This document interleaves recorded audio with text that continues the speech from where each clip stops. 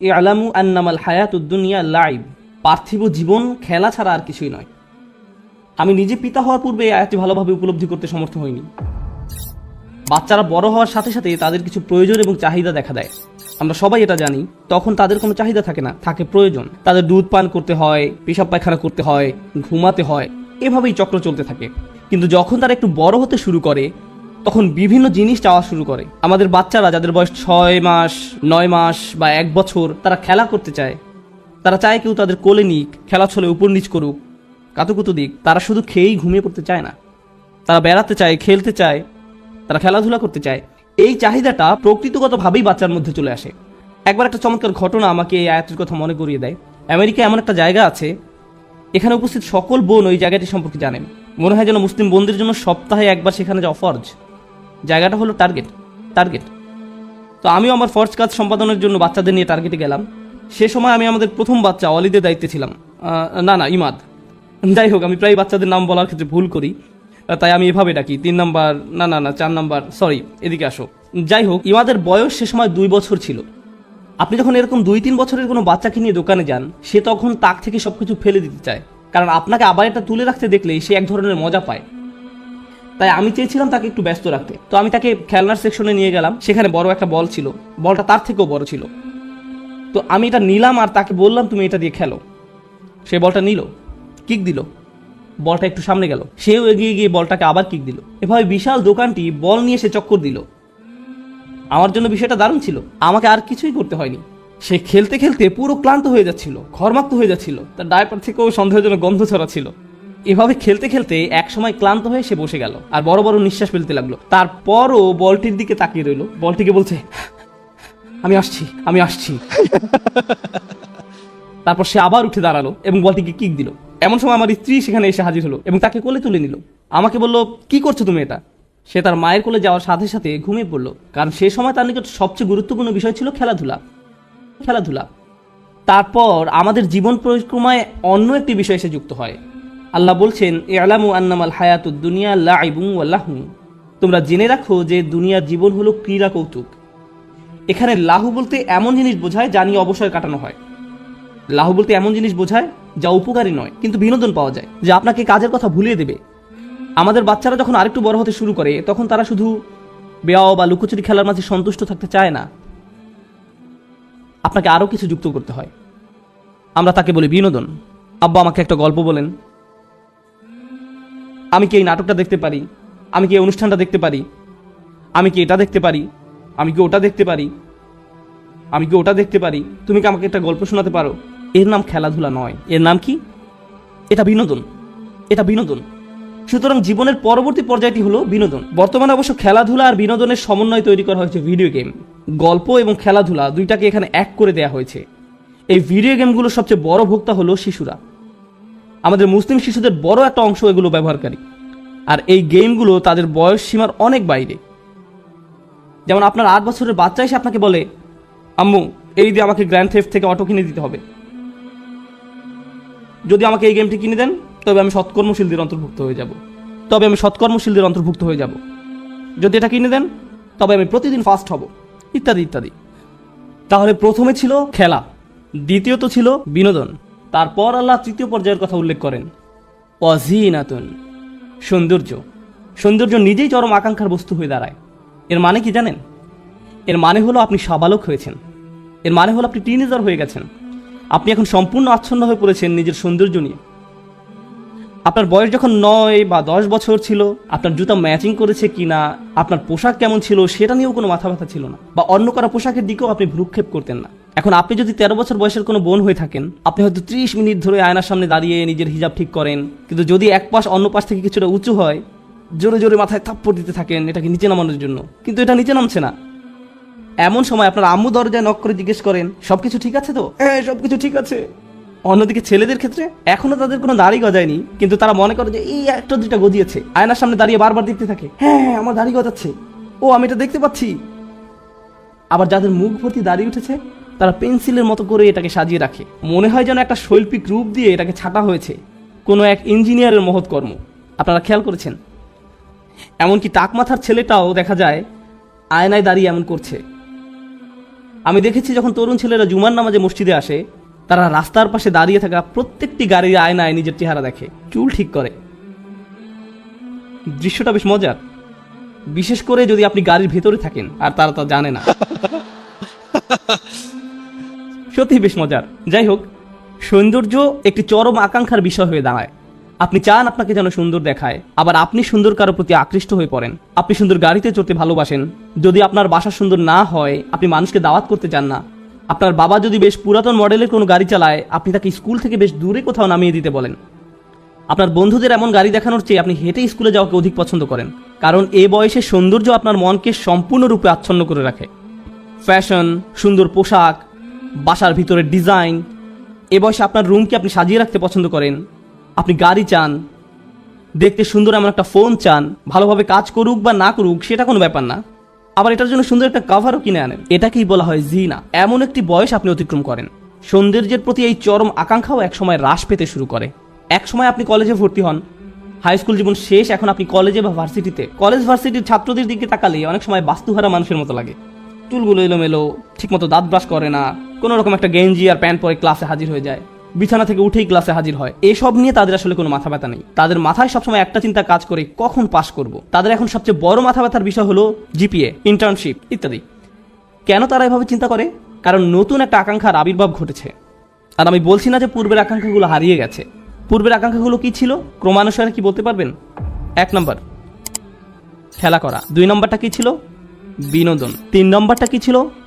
সৌন্দর্য। এখন শুনুন 4 নম্বরটা, ভাব দেখানো।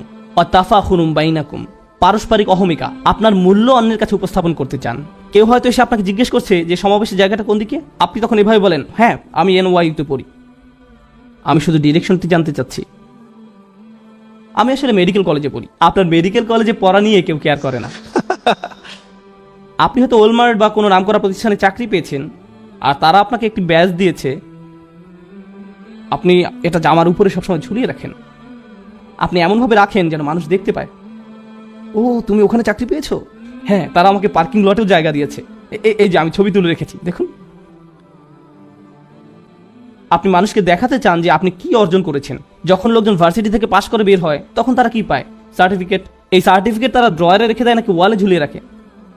একটা ফ্রেমে আটকিয়ে ওয়ালে ঝুলিয়ে রাখে। এটা আপনার গর্ব। আপনি মানুষকে দেখাতে চান জীবনে কি অর্জন করেছেন। মানুষ বিখ্যাত কারোর সাথে ছবি তুললে অন্যদের সেটা দেখাতে চায়, এই দেখো আমি কার সাথে। সত্যি বলতে এই কনভেনশনে মাঝে মাঝে আমার নিজেকে স্ট্যাচুর মতো মনে হয়। মানুষ এসে এভাবে বলে, ভাই এদিকে আসেন তো, আপনার সাথে একটা ছবি তুলতে হবে। লোকটা এমনকি সালামও দেয় না, রাগত স্বরে বলে আমার একটা ছবি তুলতে হবে। আমি ভয় পেয়ে যাই আর বলি, ঠিক আছে ঠিক আছে ছবি তুলুন, আমাকে আবার মারতে যাবেন না। যাই হোক, জীবনের এই পর্যায়ে এসে আপনি মানুষকে দেখাতে চান আপনি কোন নামকরা ভার্সিটিতে পড়েন, কোন জায়গা থেকে গ্রাজুয়েট হয়েছেন, কি চাকরি করছেন, আপনার প্রথম অ্যাপার্টমেন্ট, প্রথম গাড়ি। অনেকে গাড়ি কিনে মানুষকে দেখানোর জন্য। আপনার ভেতরে একটা অদম্য ইচ্ছা কাজ করে, আল্লাহ আমাদের ভিতরে এটা দিয়েছেন। বিশেষ করে তরুণরা, তারা যখন পরিবারের ক্ষুদ্র পরিসর থেকে বের হয়ে পৃথিবীতে বিচরণ করতে শুরু করে, তারা সবাইকে দেখাতে চায় যে তারা এখন বড় হয়ে গেছে এবং নিজের মতো করে জীবনযাপন করছে। তাদের আলোচনা অ্যাপার্টমেন্টের ব্যাপারটা চলে আসে, কেউ যদি জিজ্ঞেস না করে তবুও, কারণ তারা আসলে গর্বিত যে এখন তারা নিজেদের মতো করে বসবাস করে। অথবা তারা খুবই গর্বিত যে তারা জীবনের প্রথম গাড়িটি কিনেছে। তাদের কথাবার্তায় বারবার এই গাড়ির ব্যাপারটি উঠে আসে, যদিও কেউ হয়তো বিষয়টিতে আগ্রহী না। সুতরাং এই তাফাখুরুম বাইনাকুম এখন জীবনের পর্যায়গুলোর মাঝে যুক্ত হয়েছে। আপনি এখনো গেমস পছন্দ করেন, বিনোদন পছন্দ করেন এবং অন্যদের কাছে নিজেকে আকর্ষণীয় করে উপস্থাপন করতে চান। তার উপর এখন আপনি নিজের কৃতিত্ব অন্যের কাছে জাহির করতে চান। এই পর্যায়টিও একসময় গত হয়ে যায়। আপনি বিয়ে করেন, সন্তান-সন্ততি জন্মলাভ করে। এখানে কতজনের বাচ্চা কাচ্চা আছে? তাহলে তো আপনারা জানেন আমি কি নিয়ে কথা বলছি। এখন আপনার সার্বক্ষণিক চিন্তাভাবনা আপনার ছেলে মেয়েদের নিয়ে, সারাক্ষণ এটা নিয়ে চিন্তিত থাকেন। তাদের কি প্রয়োজন, আমাদের আগামীকালের সকালে নাস্তা কেনা হয়েছে কিনা, স্কুলের ইউনিফর্ম কি রেডি আছে, গ্রীষ্মকালীন ছুটি কখন শুরু হবে, এই ছোট অ্যাপার্টমেন্টে আর আমরা থাকতে পারছি না, আমাদের বড় কোনো বাসায় উঠতে হবে, কারণ এতজন ছেলে মেয়ের জন্য এখন আর এখানে জায়গা হচ্ছে না, জামা কাপড় প্রতিনিয়ত জুতার সাইজ বড় হয়ে যাচ্ছে, বড় বোনের ব্যবহৃত পিঙ্ক কালারের জুতা ছোট বোন আর ব্যবহার করতে চায় না, ইত্যাদি ইত্যাদি। তাই আপনাকে এখন নতুন জুতা কিনতে হবে। ফলে এখন আপনি টাকা উপার্জন নিয়ে খুবই উদ্বিগ্ন থাকেন। আপনার নিজের জন্য এবং ছেলে মেয়েদের ভবিষ্যতের সেভিং নিয়ে আপনি সর্বদা চিন্তামগ্ন থাকেন। আপনার মোবাইলের অ্যাপ থেকে আপনি প্রতিনিয়ত কয়েক ঘন্টা পর পর অ্যাকাউন্ট চেক করতে থাকেন, টাকাগুলো কি এখনো আছে, আবার চেক করে দেখি, আচ্ছা এখনো আছে, হায় হায় গ্যাস কোম্পানি অটোমেটিক ভাবে বিল কেটে নিয়ে গেছে। আর এভাবে যতবার অ্যাকাউন্টে মাইনাস দেখেন ততবার আপনার অন্তর পুড়ে যায়, আপনি বুকে হাত দিয়ে বসে পড়েন। আল্লাহ বলেন ওয়া তাকাসুরুন ফিল আমওয়ালি ওয়াল আওলাদ, ধন সম্পদ ও সন্তান সন্ততিতে আধিক্যের প্রতিযোগিতা মাত্র। প্রসঙ্গত আপনি যখন জীবনের এই পর্যায়ে আসবেন যে সময়ে আপনি টাকা পয়সা উপার্জন, সেভিংস, অবসরের প্ল্যান ইত্যাদি নিয়ে উদ্বিগ্ন থাকেন, অথবা আপনার ছেলে মেয়েদেরকে কলেজের খরচ নিয়ে চিন্তিত থাকেন, তরুণরা যারা এখনো জীবনের প্রাথমিক পর্যায়গুলোতে আছো, আর প্রাথমিক পর্যায়গুলো কি, খেলাধুলা, বিনোদন, তাদেরকে যদি আপনি টাকা জমানো নিয়ে প্রশ্ন করেন, তারা বলে আমি কখনোই আমার বাবা মায়ের মতো হব না, আমি বাসা বাড়ি নিয়ে কেয়ার করি না। ওকে, 20 বছর পর আমার সাথে এই ব্যাপারে আলাপ করবেন, আপনিও সেই একই পথের মধ্য দিয়ে যাবেন। আপনার পূর্বে হাজার হাজার লক্ষ লক্ষ মানুষ একই কালচক্রের মধ্য দিয়ে গত হয়েছেন। আমরা মনে করি যেসব জিনিস আমাদের সুখী করবে তার একটি সারাংশ আল্লাহ এই আয়াতে তুলে ধরেছেন। এই যে এইসবের পেছনে তোমরা ছুটে চলো, একজন শিশু মনে করে সে সুখী হবে যখন সে খেলাধুলা করবে, আর একটু বড় হলে মনে করে বিনোদন পেলে সুখী হবে, আর একটু বড় হলে মনে করে নিজেকে সুন্দর দেখালে অথবা সুন্দর কিছুর পাশে থাকলে সে সুখী হবে, আর একটু বড় হলে মনে করে কিছু একটা করে দেখাতে পারলে নিজেকে সুখী মনে হবে, তারপর আরো বড় হলে মনে করে অনেক টাকা পয়সা উপার্জন করতে পারলে সুখী হবে। সারা দুনিয়ার মানুষ তারা যে ধর্মেরই অনুসারী হোক না কেন, যখন কেউ কোনো বাড়ি ক্রয় করতে পারে তখন মনে করে যে আমি জীবনে কিছু একটা অর্জন করতে পেরেছি। যদি না পারে তখন আপনি যদি জিজ্ঞেস করেন তুমি কি চাও, আমি যদি কোনো সম্পদ অর্জন করতে পারতাম। তারা ভাড়া বাসায় বাস করে, তারপর সুন্দর কোনো বাড়ির সামনে দিয়ে যখন ড্রাইভিং করে যায়, এমনকি এটা যদি ছোট একটা বাড়িও হয়, মনে মনে ভাবে ইস যদি এরকম একটি বাড়ির মালিক হতে পারতাম, ব্যাপারটা খুব সুন্দর হতো, ব্যাপারটা খুব সুন্দর হতো।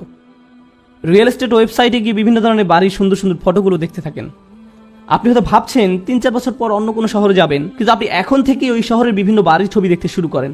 বউকে ডেকে বলেন এই দেখো দেখো এই বাড়ির বেডরুমটা দেখো, এই বাড়ির বাইরের অংশটা দেখো, আর আপনি নিজেকে থামিয়ে রাখতে পারেন না। আল্লাহ আমাদের ভিতরে এটা দিয়েছেন। এটা হলো আয়াতের অর্ধেক। ব্যাপারটা ভালো, কারণ আমিও আমার নির্ধারিত সময়ের অর্ধেক পর্যন্ত এসেছি। এটা হলো আয়াতের অর্ধাংশ। এই দুনিয়ায় আমি আপনি যে সব কিছুর পেছনে ছুটে চলি, এই অর্ধাংশে আল্লাহ তার একটা সারাংশ তুলে ধরেছেন। দ্বিতীয় অংশে আল্লাহ এই বিষয়গুলোকে একটা কিছুর সাথে তুলনা করেছেন। আমি আশা করছি আপনারা গভীর মনোযোগ দিয়ে শুনবেন। আমি জানি সাউন্ড সিস্টেমে প্রচুর সমস্যা হচ্ছে, আমি আশা করছি আপনারা শেষ অংশটুকু মনোযোগ দিয়ে শুনবেন, কারণ সুখের সন্ধানে ছুটে চলা এই বিষয়গুলোর জন্য এই অংশেই রয়েছে আল্লাহর পক্ষ থেকে হেদায়েত বা পথ নির্দেশনা। আল্লাহ বলছেন কামাথালিল গাইসি আজাবাল কুফফার নাবাতুহু, দুনিয়ার উপমা হলো বৃষ্টির মতো। আরবিতে বৃষ্টির জন্য যে শব্দটি ব্যবহৃত হয় তা হলো মাতার, কিন্তু গাইস শব্দের অর্থ হলো পরিমাণ মতো বৃষ্টি। এত বেশি নয় যার ফলে জমিনে বন্যা সৃষ্টি হয়, আবার এত কমও নয় যার কারণে জমিনে গাছ জন্মাবে না, একেবারে পরিমাণ মতো বৃষ্টি। আর এই ধরনের বৃষ্টিকে বলা হয় গাইস। এই জন্য যখন আমরা আল্লাহর কাছে বৃষ্টির জন্য দোয়া করি, আমরা সালাতুল ইস্তিগহাসা আদায় করি, কারণ আমরা যেমন তেমন বৃষ্টির জন্য দোয়া করছি না, আমরা দোয়া করছি গাইসের জন্য। আমরা পরিমাণ মতো বৃষ্টির জন্য দোয়া করছি, কারণ খারাপ বৃষ্টির কারণে মানুষ মারা যেতে পারে, বন্যা হয়ে যেতে পারে, এই বন্যা আপনাকে মেরে ফেলতে পারে। আল্লাহ আকাশ থেকে পাথর বৃষ্টিও বর্ষণ করতে পারেন, তাই আপনি গাইস চাইবেন যে বৃষ্টি প্রাণের সঞ্চার করে। তো আল্লাহ বলছেন দুনিয়ার যে সব কিছুর পেছনে তোমরা ছুটে চলো তার উপমা হলো পরিমাণ মতো বৃষ্টির মতো। আজাবাল কুফফার নাবাতুহু, যে কৃষক জমিনে বীজ বপন করে সে এই বৃষ্টি দেখে দারুণ খুশি, কারণ এই বৃষ্টির ফলে তার জমিনে ফসল ফলবে। এই উপমায় একটা সুন্দর চিত্র অঙ্কন করা হয়েছে। কৃষকের জন্য আরবিতে যে শব্দটি ব্যবহার করা হয় তা হলো কুফফার। এখন আমরা সাধারণভাবে কাফের শব্দের একটা অর্থ জানি। কাফের শব্দের অর্থ কি? অবিশ্বাসী। কিন্তু এই আয়াতে কাফের শব্দের অর্থ এটা নয়। সূরা হাদীদের এই আয়াতে কুফার শব্দের অর্থ হলো যে জমিনে বীজ লুকিয়ে রাখে। এই কুফার শব্দের শাব্দিক অর্থ একজন অবিশ্বাসীকে এই জন্য কাফের বলা হয় কারণ সে সত্যকে লুকিয়ে রাখে, এই জন্যই তাকে কাফের বলা হয়। যাই হোক, একজন কৃষককে সারা বছর ধরে অনেক পরিশ্রম করতে হয়। সর্বপ্রথম কোন কাজটা তাদেরকে করতে হয়? বীজ বপন করতে হয়, এটাই প্রথম কাজ। তারপর তাদেরকে জমিনের মাটি ঠিক করতে হয়, পানি দিতে হয়, কীটনাশক ব্যবহার করতে হয় এবং নিশ্চিত করতে হয় যেন জমিনে যথেষ্ট সূর্যের আলো পড়ে। এই সব কিছু তাদের করতে হয়, কিন্তু সর্বপ্রথম তাদের যা করতে হয় এবং সবচেয়ে পরিশ্রমের যে কাজটি তাদের করতে হয় তা হলো বীজ বপন করা, যখন তারা কুফফার থাকে। আল্লাহ এই পর্যায়টিকে উল্লেখ করেছেন কারণ এটাই সবচেয়ে পরিশ্রমের কাজ। আর এই সময় কৃষক তার পরিশ্রমের কোনো ফলাফল দেখতে পান না। তিনি জানেন না এই বীজ থেকে আসলে চারা গজাবে কিনা, অথবা পোকামাকড় এই বীজটা খেয়ে ফেলবে কিনা। তিনি জানেন না বৃষ্টি হবে কিনা, তিনি কিছুই পূর্ব থেকে জানেন না। আর বিষয়টা আমাদের মতো নয়। আমি প্রায় এই উদাহরণটা দিয়ে থাকি।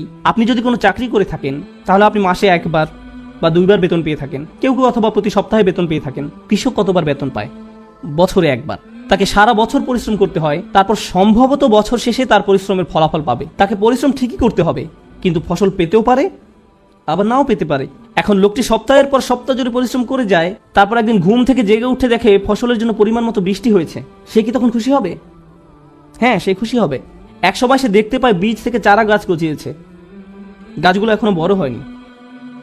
যখন পরিপক্ক হবে তখন হয়তো সেগুলো উচ্চতায় তাকেও ছাড়িয়ে যাবে, কিন্তু এখন সেগুলো সবেমাত্র গজিয়েছে, আর তাতেই সে অত্যন্ত খুশি। তারপর আল্লাহ বলেন সুম্মা ইয়াহিজু, তারপর তা পেকে যায়। আমি আপনাদের বলছিলাম, যখন পরিপক্কতা লাভ করে তখন সেই গাছগুলো উচ্চতায় তাকেও ছাড়িয়ে যায়। যখন ফসল পরিপক্কতা লাভ করে তখন একজন কৃষকের কি করা উচিত? আপনারা কৃষক নন, কেউ কেউ হতে পারেন, আমি জানি না, কেউ কি এমন অঞ্চল থেকে এসেছেন? যখন ফসল পরিপক্কতা লাভ করে তখন আপনারা কি করেন? তখন ফসল সংগ্রহ করতে হয়, ফসল কেটে ফেলতে হয়। কিন্তু আয়াতটি এখানে একটা অদ্ভুত মোড় নিয়েছে। আল্লাহ এখানে বলেননি এরপর সে ফসল কেটে ফেলে, বরং তিনি বলছেন ফাতারাহু মুসফাররান, তখন তুমি তা হলুদ বর্ণের দেখতে পাও, তখন তুমি দেখবে এটা হলুদ বর্ণ ধারণ করেছে। এখন এটা বুঝতে পারা গুরুত্বপূর্ণ, কোনো কৃষকই নির্বোধ না হলে তার ফসলকে হলুদ বর্ণ ধারণ করতে দিবে না। এখানে ধান বা গম গাছের কথা বোঝানো হয়নি। সবুজ থাকা অবস্থায় সেটা কেটে ফেলবে। যখন এটা ফ্রেশ থাকে, হলুদ বর্ণ ধারণ করা মানে গাছ মরে গেছে বা মরে যাওয়ার পথে আছে। তারপর আল্লাহ বলেন সুম্মা ইয়াকুনু হুতামান, এরপর তা হুতাম বা খড়কুটা হয়ে যায়। হুতাম হলো যা জমিনে খড়কুটা হয়ে পড়ে থাকে, যার প্রতি আমাদের কোনো মনোযোগ নেই। হেঁটে যাওয়ার সময় আপনার পায়ের নিচে পড়লে খটাস করে শব্দ হয়, কিন্তু আপনি এর প্রতি গুরুত্ব দেন না। যেমন শুকনো পাতা আপনার পায়ের নিচে পড়লে আপনি এভাবে বলেন না, ও আমি দুঃখিত, খেয়াল করিনি। আপনি এভাবে বলেন না, কারণ এটা শুধু অর্থহীন আবর্জনা। হুতাম শব্দের শাব্দিক অর্থ হলো যা আপনার পায়ের নিচে পড়ে, যার প্রতি আপনি কোনো গুরুত্বই প্রদান করেন না। এই উদাহরণটি দেওয়া হয়েছে যেন আমরা আমাদের জীবনটাকে উপলব্ধি করতে পারি। আমি এখনো এই উদাহরণটি ব্যাখ্যা করিনি, শুধু এটা বর্ণনা করলাম। ও আমার হাতে মাত্র 50 সেকেন্ড সময় আছে, আমি কি আরো 5 মিনিট সময় পেতে পারি? 5 মিনিট? এটা ইমাম সিরাজ হাজের 5 মিনিটের মতো হবে না। আজকে যেহেতু আপনি আর মাইক পাচ্ছেন না, তাই আমি এরকম বলতেই পারি। ঠিক আছে, আমার 5 মিনিট সময় আছে। এই 5 মিনিটে প্রথম আকাঙ্ক্ষাটা কি ছিল? খেলা করা। কোনো খেলনা নিয়ে খেলা করার পূর্বে আপনি আপনার সন্তানকে খেলনার দোকানে নিয়ে গেলেন, ব্যাপারটা খারাপ হয়তো, তবু আপনি নিয়ে গেলেন। সে খেলনার দোকানের শেলফে রাখা খেলনাগুলোর দিকে চোখ বড় বড় করে তাকিয়ে থাকে। আপনি যদি তাকে অন্যদিকে নিয়ে যান, তবুও সে তার মাথা সেই খেলনার দিকেই ফিরিয়ে রাখে, আপনার হাত থেকে ছুটে যেতে চায়। সে ইতিমধ্যে ভাবতে শুরু করে দিয়েছে সে কিভাবে ওই খেলনা ধরে রেখেছে, ওইটা নিয়ে খেলছে, তার মুখ ঘষছে, আর সব মজার মজার কত কি করছে। সে ইতিমধ্যে এটা কল্পনা করা শুরু করেছে। তাই সে আপনার কাছে বায়না ধরছে, আম্মু প্লিজ আম্মু ওইটা আমাকে কিনে দাও প্লিজ। তাই আপনি খেলনাটি কিনে ব্যাগে রাখেন, আর তাকে বলেন বাসায় যাওয়ার আগে এটা বের করতে পারবে না। সে গাড়ির পেছনের সিটে বসে খেলনার ব্যাগটি হাতে ধরে রাখে, আর বারবার ব্যাগের মুখটা একটু একটু ফাঁকা করে খেলনা আছে কিনা দেখে। তারপর এক সময় বের করে আনে। না, আমি বলেছি এখন না, কিন্তু তবুও তার প্রত্যাশার কোনো কমতি নেই। ভাবতে থাকে, ও এটা দিয়ে খেলতে পারলেই চরম মজা হবে। আপনার বাচ্চাকে একটা খেলনার ব্যাগ দিয়ে রাখুন যেটা এখনো খোলা হয়নি, তারপর ব্যাপারটা ভিডিও করুন। অনেকক্ষণ যাবত তাকে এটা খুলতে দিবেন না, কারণ সেই সময়টুকু ওই খেলনার সাথে তার কাটানোর সবচেয়ে সেরা সময়। এটা ঠিক ওই কৃষকের মতো যে চরম চিন্তায় মশগুল থাকে, বৃষ্টি হবে তো। আর যখনই বৃষ্টি আসে সে চরম খুশি হয়ে যায়। যদিও এখনো ফসল বের হয়নি, যদিও এখনো গাছগুলো পরিপক্কতা লাভ করেনি, তারপরেও সে দারুণ খুশি। সে ভাবতে শুরু করে দেয়, আমি অনেক ফসল পাবো, বিক্রি করে অনেক টাকা পাবো। তো বাচ্চাটি চরম উত্তেজিত। অবশেষে সে বক্সটি খুলে খেলনাটি বের করে আনলো। সেটা নিয়ে ধরুন 3 ঘন্টা খেলা করলো। এরপর আপনি খেলনাটি কোথায় পাবেন?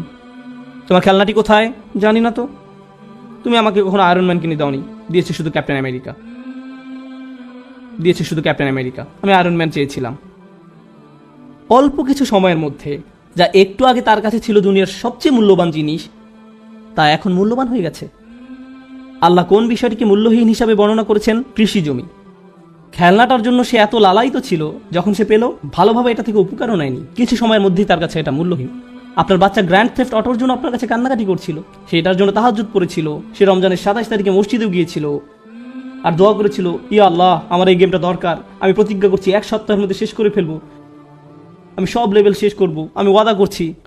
অবশেষে সে গেমটা পেলো, সে পুরো গেমটা খেলা শেষ করলো। তারপর একদিন আপনি রান্নাঘরে আপনার পায়ের নিচে একটা সিঁড়ি পড়ে থাকতে দেখলেন। এই সিঁড়িটা এখানে কোত্থেকে এলো?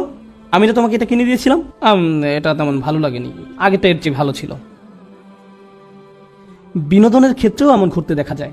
নতুন মুভি আসলে সিনেমা হলের সামনে বিশাল লাইন দেখা যায়, যেটা হজের ভিসার লাইনে দাঁড়ানোর চেয়েও লম্বা লাইন হয়।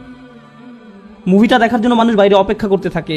আমার মনে আছে আগের দিন স্টার ওয়ার মুভি মুক্তি পাওয়ার দিনে মানুষকে দেখতাম যে এরাই ড্রেস পরে মুভি দেখতে আসতো, মনে হয় যেন ইসলামের কাপড় পরে অপেক্ষা করছে কখন জান্নাতের গেট খোলা হবে।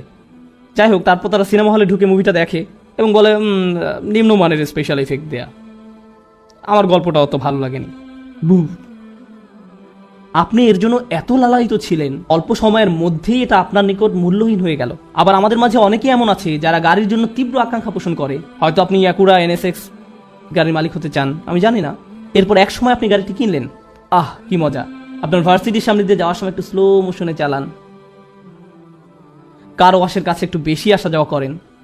তারপর পরের বছর নতুন মডেলের গাড়ি বাজারে আসলো, এখন হঠাৎ করে আপনি গাড়ি হেডলাইট একটু নিচু করে রাখেন। গাড়িটি এখন খুব কুৎসিত মনে হয়, এটি এখন আর রাস্তায় চলাচলের যোগ্য নয়। গাড়ির ভিতর থাকতে নিজের উপর খুব রাগ হয়, এটি এখন মূল্যহীন আপনার কাছে। বাসায় বড়দের ক্ষেত্রেও এমন হয়। হায়, মাত্র 15 সেকেন্ড বাকি আছে আমার। তারা বাড়ি কিনে বাসায় নতুন কেউ আসলে তাকে পুরো বাড়ি ঘুরে দেখায়, তাকে দেখায় এটা বয়লার রুম, এই হলো আমাদের বাথরুম, এই হলো ফার্স্ট বাথরুম। কেউ আপনার বাথরুম দেখতে চায় না, যদি না যাই হোক, কেউ আপনার বাথরুম দেখতে চায় না, তবু আপনি তাকে বাড়ির সবকিছু দেখাতে চান, কারণ এটা নতুন বাড়ি। 2 বছর পর, 3 বছর পর কেউ একজন আপনাকে তাদের নতুন বাড়ি উদযাপন করার উৎসবে দাওয়াত দিল। ওই বাড়ির আশপাশ খুব সুন্দর, বাড়িটাও বেশ বড়, নতুন বাড়ি, তাদের বাথরুমও আপনার বাথরুমের চেয়েও সুন্দর। এর ফলে কি হয়? হায় আল্লাহ, আপনার বাড়িটা ঠিক হলুদ বর্ণ ধারণ করেছে। বুঝতে পেরেছেন আমি কি বলতে যাচ্ছি? খেলনা হলুদ বর্ণ ধারণ করে, গাড়ি হলুদ বর্ণ ধারণ করে, আবার কারো কারো বিয়েও হলুদ বর্ণ ধারণ করে। বিয়ের প্রথম দিন আপনার স্ত্রীকে দেখার জন্য কেমন উৎসুক হয়ে থাকেন, তারপর এখন তার অতীতের সব কথা মনে পড়ছে। শান্ত হন প্লিজ। 10 বছর পার হয়ে যায়, আপনি বাসায় আসলেন। কাজ থেকে বাসায় আসার পর যখন দেখেছিলেন, আপনি তার দিকে তাকালেন আর সেও আপনার দিকে তাকালো। আর এটা কি ঠিক বিয়ের প্রথম দিনের মতোই সুন্দর, তাই না? আমি প্রায় গল্পটা বলি। আপনি নতুন বিয়ে করেছেন, না সেরকম নয়, কিছু একটা হলুদ বর্ণ ধারণ করেছে। আমি প্রায় এই গল্পটা বলি। আপনি নতুন বিয়ে করেছেন, রাস্তা দিয়ে আপনার স্ত্রীকে নিয়ে যাচ্ছেন, হঠাৎ করে তিনি হোঁচট খেয়ে পড়ে গেলেন। ব্র্যান্ড নিউ ওয়াইফ, তিনি পড়ে গেছেন। আপনি কি করেন? ও তুমি ঠিক আছো? তুমি ঠিক আছো তো? আমি কখনই তোমার এমন কিছু হতে দেব না। তারপর 10 বছর পার হয়ে যায়, আপনার স্ত্রীকে নিয়ে আবার সেই একই রাস্তা দিয়ে হেঁটে যাচ্ছেন এবং আপনার স্ত্রী আবার হোঁচট খেয়ে পড়ে গেলেন, কিন্তু আপনি হাঁটতেই থাকেন। আপনি আপনার হাঁটা অব্যাহত রেখে মুখ ঘুরে বলেন, নিজে নিজে উঠে পড়ো। কি সমস্যা তোমার? তোমাকে নিয়ে কি একটু রাস্তায় বেরোনো যাবে না? কি সমস্যা তোমার? যাই হোক, বিয়েও হলুদ বর্ণ ধারণ করে। আল্লাহ আমাদের বলছেন, দুনিয়াতে আমরা যেসব বিষয়ের জন্য এত আকাঙ্ক্ষা প্রকাশ করি, একসময় তার প্রতি আগ্রহ হারিয়ে ফেলব। তারপর এই আয়াতের উপসংহারে তিনি বলছেন, অফিল আখিরাতি আযাবুন শাদীদ ওয়া মাগফিরাতুম মিনাল্লাহি ওয়া রিদওয়ান। আর পরকালে আছে কঠিন শাস্তি এবং আল্লাহর ক্ষমা ও সন্তুষ্টি। পরকালের শাস্তি এমন এক জিনিস যাতে আপনি কখনো অভ্যস্ত হয়ে যাবেন না। জাহান্নামের শাস্তি এমন নয় যে বারবার শাস্তি পাওয়ার দরুন একসময় তাতে অভ্যস্ত হয়ে যাবেন। এই দুনিয়ার আনন্দ, এমনকি শাস্তি তো আপনি হয়তো একসময় অভ্যস্ত হয়ে যেতে পারেন, কিন্তু জাহান্নামের শাস্তিতে কেউ কখনো অভ্যস্ত হয়ে যাবে না। এবং তারপর তিনি বলেন, ও মাগফিরাতুম মিনাল্লাহ, এবং আল্লাহর ক্ষমা, অর্থাৎ এটা চিরস্থায়ী। এবং সবশেষে বলছেন ওয়ারিদওয়ান, সন্তুষ্টি। তার অসাধারণ অলংকারিক বর্ণনা ভঙ্গির কারণে তিনি বলেননি ওয়ারিদওয়ান মিনাল্লাহ, তিনি শুধু বলছেন ওয়ারিদওয়ান, যার মানে হলো অবিশ্বাস্য সন্তুষ্টি। অবশেষে আপনি পুরোপুরি সন্তুষ্ট হয়ে যাবেন আর আপনার পরবর্তী জিনিসের জন্য উৎসুক হয়ে থাকবেন না। এই দুনিয়ায় যদি আপনি আয়রন ম্যান পান, সুপারম্যান বা যে মুভি দেখেন না কেন, হল থেকে বের হয়ে সেই পরবর্তীটার জন্য আপনি মুখিয়ে থাকেন। সরি, স্ক্রিনে লাল কালিতে বলা হয়েছে আপনার সময় শেষ, প্লিজ থামুন। এটা শেষ পর্যন্ত ইমাম সিরাজ ও হাজের 5 মিনিটের মতোই হয়ে গেল। আমি তাকে খুব ভালোবাসি তো তাই তার অনুসরণ করি। যাই হোক, ও মাগফিরাতুম মিনাল্লাহি ওয়া রিদওয়ান, আপনি অবশেষে সন্তুষ্ট হয়ে যাবেন। আমরা শেষ পর্যন্ত জান্নাতে গিয়ে প্রশান্ত হয়ে যাব। আপনি এই জীবনে কখনো পরিপূর্ণ শান্তি পাবেন না। এখানে আমরা সবসময় পরবর্তী চমকের জন্য অপেক্ষা করতে থাকবো, যতক্ষণ না মাটি দিয়ে আমাদের পাকস্থলী পূর্ণ করা হবে। তাই আল্লাহ বলেন, ওয়ামাল হায়াতুদ দুনিয়া ইল্লা মাতাউল গুরুর। এই একটি আয়াত, সূরা হাদীদের এই একটি আয়াতে পার্থিব জীবনকে সংজ্ঞায়িত করা হয়েছে। পার্থিব জীবন প্রতারণার উপকরণ বই কিছুই নয়। মানুষ মনে করে এই জিনিস পেলে তারা সুখ খুঁজে পাবে। মানুষ মনে করে তারা তাদের বিশাল প্রাসাদোপম বাড়িকে খুব পছন্দ করে, কিন্তু তার 90 বছর বয়সের সময় যখন তার সন্তান সেই বাড়ি ছেড়ে চলে যায়, তখন সেই বাড়ি তার জন্য আযাবে পরিণত হয়। এই বাড়ি আর তাদেরকে আনন্দ দেয় না। কোনো যুবক সেই বাড়িতে গেলে ভাবে, ইস, আমি যদি এই বাড়িতে বসবাস করতে পারতাম, আর বৃদ্ধ মনে করে আমি যদি এটা থেকে কোনোভাবে মুক্তি পেতাম আমি এখানে থাকতে চাই না। সুবহানাল্লাহ। আল্লাহ আমাদেরকে সত্যিকারের সুখ এবং আনন্দ কি তা উপলব্ধি করা তৌফিক দান করুন, আর তার উপর সত্যিকারের বিশ্বাস এবং প্রত্যাশা নিয়ে সেই উপলব্ধিকে কাজে পরিণত করা তৌফিক দান করুন। বারাকাল্লাহু লি ওয়া লাকুম। ওয়াসসালামু আলাইকুম ওয়া রাহমাতুল্লাহি ওয়া বারাকাতুহু।